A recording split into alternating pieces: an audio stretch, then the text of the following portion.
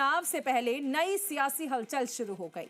OBC सर्वे के बीच कर्मचारियों के तबादले पर ऐसा पेच फंसा कि अब ओबीसी आयोग को सीधे मुख्य सचिव को चिट्ठी लिखनी पड़ी है।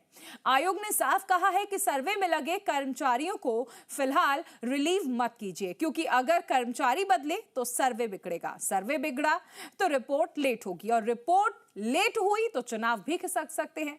सवाल यह है कि क्या चुनावी तैयारियों के बीच प्रशासनिक फैसले ही सबसे बड़ी बाधा बन गए हैं? देखिए रिपोर्ट।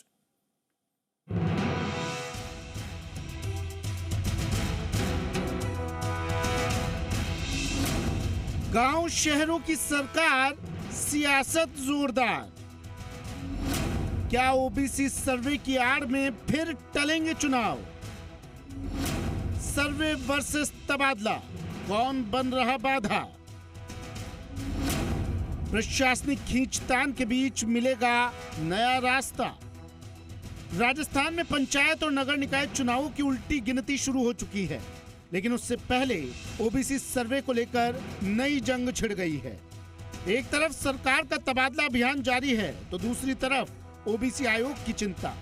आयोग का साफ संदेश है कि सर्वे पूरा होने तक कर्मचारियों को रिलीव मत कीजिए, क्योंकि अगर सर्वे प्रभावित हुआ तो पंचायत और नगर निकाय चुनाव का पूरा कैलेंडर भी पीछे खिसक सकता है।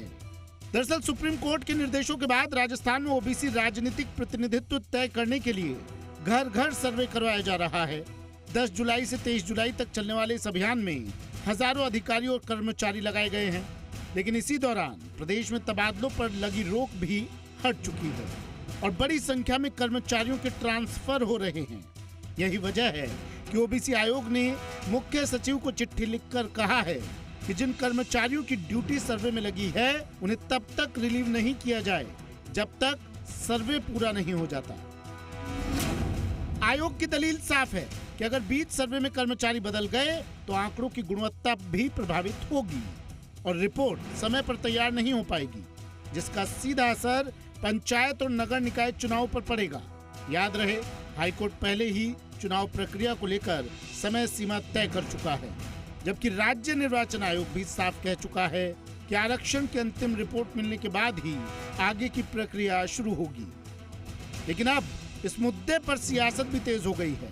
बीजेपी और कांग्रेस एक दूसरे पर वार पलटवार कर रहे हैं।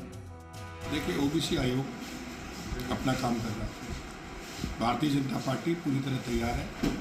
हम नगर पालिका पंचायत राज के चुनाव के लिए हमारी सारी टीम, मंडल से लेकर जिला और जिला से लेकर प्रदेश की पूरी टीम, पंचायती राज के चुनाव और नगर पालिका के चुनाव को लेकर हम पूरी तरह तैयार हैं और आयोग अपना काम करेगा। जैसे आयोग की रिपोर्ट आएगी, पार्टी हमारी पूरी तरह से तैयार है। हम नगर पालिका और पंचायती राज के चुनाव में एक कार्यकर्ता आधारित पार्टी है और कार्यकर्ताओं की दम पर हम ये चुनाव जीतेंगे। तो ये आयोग बार बार में एक बहानेबाजी कर रहा है और किसी भी हालत के अंदर 13 दिन में किस तरह से जो है सर्वे होगा और आयोग रिपोर्ट देने के बाद में राज्य सरकार के द्वारा सीटों का आरक्षण किया जाएगा। उसके बाद में चुनाव आयोग चुनाव की प्रक्रिया चालू करेगा। तो ये काफ़ी लंबी एक प्रक्रिया है, दिख रही है जिस प्रकार से इनकी बातों से लग रहा है। तो ये हमेशा आयोग के बहाने से, कभी किस बहाने से, हमेशा पंचायत राज निकायों के चुनाव को आगे खिसकाने का ये कार्य कर रहे हैं। राजस्थान की राजनीति में फिलहाल सबसे बड़ा सवाल यही है, क्या पहले तबादले होंगे या पहले सर्वे पूरा होगा?